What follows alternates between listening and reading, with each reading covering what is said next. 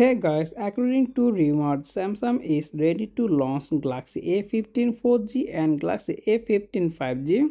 And today the latest has been leaked, some of the renders showing in a dark blue colorway. However, for it will also be available in a yellow and black color. The source of the image claimed the A15 5G will be come with 6.5-inch Full HD Plus touch screen with a 90Hz refresh rate. It's also come with U and B shaped notes. The phone comes with MediaTek Dimensity 6100 Plus SoC. The Dimensity 6100 Plus chipset is the same chip as the Helio G99 with 6GB of RAM and 128GB of expandable storage, and of course the phone running Android 14 with One UI 6 out of the box. In the camera department, the phone comes with triple camera setup, 50MP main sensor, 5MP ultra wide and 2MP depth sensor, and the front is come with single 13MP selfie camera. The Galaxy A15 5G comes with 5000 mAh battery and it will support for a 25W fast charging.